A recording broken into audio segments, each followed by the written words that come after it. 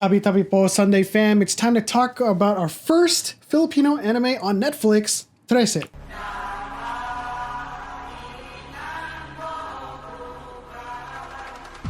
Yes, Trese is a new Filipino anime that's out on Netflix, and when we heard about this, we had to check it out because we do come from Filipino and Chinese descent. We're Filipino Americans with some Chinese blood in us, and we love Asian dramas. So here we go. Yeah, and so in our hunt for Asian content, we were looking for things other than K-dramas and C-dramas, and we were looking for content that came from other parts of Asia, and recently we covered Girl From Nowhere, which was Thai, and now we were looking for something Filipino.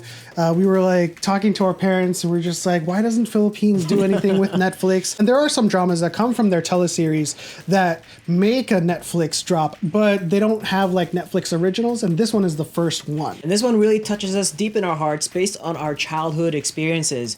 The Aswang. The Aswang has been stories told for children as a warning to not stay out late at night too much. As we were watching this, the first mention of an Aswang, I was just like, oh my gosh, because you know, as a Filipino, we're often on the outside looking into other people's mythologies and folklore, whether it comes from Japan, Korea, or any other Asian continent, especially in Chinese when we're talking about wuxia and cultivation.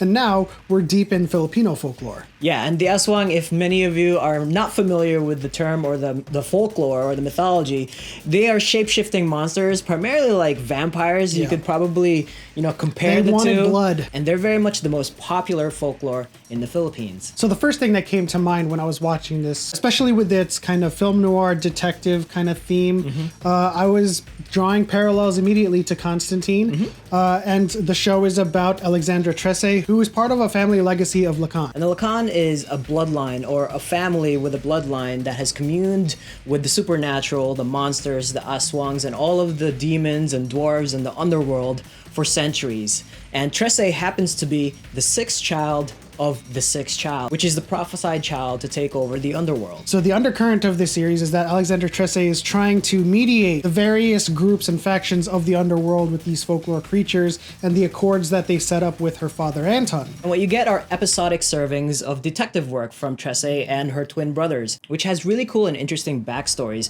Throughout the episodes that you explore, you get to see a little bit more of her history and her past and what happened with her father and the family and the accord and all of the trials and missions that she had to go through. But deep down into underneath more of the layers of the show is really a story about family, loyalty, and love. And that kind of showcases itself at the end. Now, my biggest takeaway from watching Trese is the huge and expansive mythology and folklore of Philippines. You know, we grew up hearing stories about Momo or Aswang, and I didn't even realize there was an even more expansive folklore that, I typically read about like Greek mythology, Norse mythology, and then Japan and all of that good stuff. But as a Filipino, I didn't know anything about the tikbalang or the duende or the fairies. There's just a lot of analogs from other mythologies to Filipino folklore that I was unaware of. And then apparently we have demon horses that like to race you or drag race in the middle of the street. That one I did know about. The most famous stories that I've heard are also these nuns that walk around at dead of night. But that is also one of the monsters that's part of the show that doesn't have too much screen time, called the Manananggal. And the Manananggals are kind of like a race of Aswangs that detach themselves from their torsos and fly in the dead of night, hunting down unborn infants. But what you're talking about is the tikbalangs, and the tikbalangs are like these half centaurs, or not half centaurs. They're kind of like Half horse, half human. Yeah, they're kind of like centaurs, right? But what I've heard from stories growing up in the Philippines is that they lead people astray. They actually lead people to get lost. So we finally get the culmination of the end of season 1, where the God of War shows himself as the mind behind the games. And that God of War is, of course, Datu Talagbasaw, or my earliest memory, Datu Puti. Datu Puti is a vinegar. So much chaos happening where Trese and her brothers are battling all the other monsters. Nuno, who happened to betray her. But then the God of War comes forth and kind of reveals that she is the sixth child of the sixth child, which means that she also had a twin sister who is supposed to be like the harbinger of death that is supposed to Right. bring all of these people before her for her to judge. As the God of War explains, Anton kills Alexandra's twin sister and makes her into the Chris that she uses to exorcise demons. Now, as to whether or not he's telling the truth, I mean, I guess we're assuming that is the truth, but Alexandra decides to not give in to that manipulation and just kind of write her own destiny as she tries to seal Datu Talag Busao with dragon's blood. Yeah, I mean, all of these prophecies, like, I guess all prophecies are meant to be broken, like Yeah. records are meant to be broken. And of course, if you're destined to do one thing, of course, the hero of this story has the choice, right? And I believe it's the ultimate choice. She chooses either to follow the path of the prophecy or chooses to create her own destiny. And so I think that's what happens here. So she goes against that, finds some extra strength, or Super Saiyan as we were watching this. She frees up her twin brothers and they do this crazy manipulative battle against the God of War.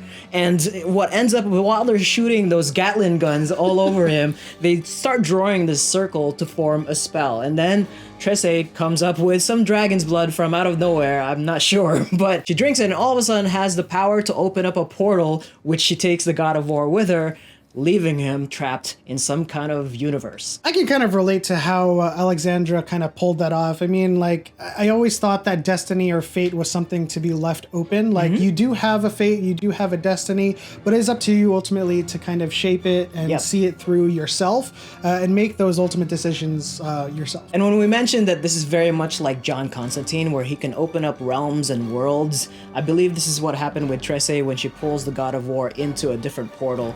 And then, of course, she comes out of it victorious, but not without any consequences. And I think we can assume at this point that it's a different sealing portal from her father, because when he did it in the past, I think like earthly creatures came and kind of sucked him down into the abyss. And in this one, it felt like a purgatory, like where he would just continually fall infinitely. I believe so. I mean, he's going to be trapped there forever, having no way to come back to Earth. And then, of course, we get to the secret ending where we see a melding, or at least an assumed or implied melding of Chinese folklore with the Filipino folklore. We have a new player in this story that's looking for Alexandra. I think there's going to be a season 2. They're playing for Of course season there's gonna 2. be a season 2. Well, it has not been confirmed as we were hasn't. filming this video, but I'm hoping for a season 2 here. Now, about the show altogether, like, I did not expect that I was going to enjoy it as much as I did. Like, of course, it's Filipino made, it's Filipino origins, it's from Filipino folklore, but I really, really enjoyed it. The story, the pacing, like, encountering all of the different monsters that were familiar and some not so familiar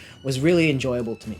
Yeah, I absolutely enjoyed and loved this show too, and I'm looking forward to season 2, and I'm actually committed now to actually picking up the comic that it's based on.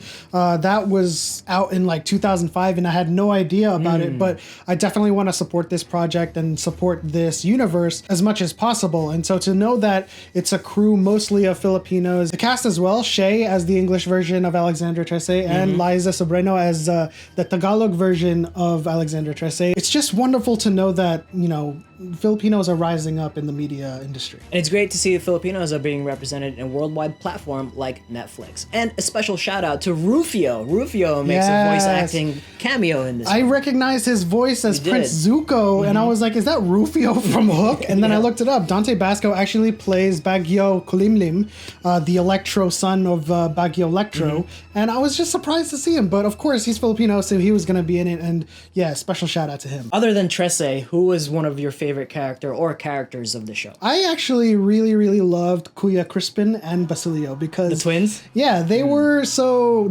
animated, so charismatic, and like just the way that they worked with Alexandra was just spectacular. Yeah, I really connected with Captain Guerrero. He was like the moral Cap G. compass of the show. He's now called Cap G, obviously, I guess. He was really the moral compass of the show and grounded everything for Trese when shit hit the fan. And so when I saw him gotta let go in that last couple of sequences in the final episode, I was a little bit sad, and of course it catapulted Trese to come through. But of course, let us know what you thought of this anime as well if you saw it. Leave it in the comment section down below. That'll do it for our review of Trese. And of course, if you want to know a little bit more about the monsters in Trese, we could do a video of that as well. Let us know in the comment section below. But if you enjoyed this video, please leave a like and subscribe for more Asian content from us, and hit the bell notification so you know when. And as always, we'll see you next time.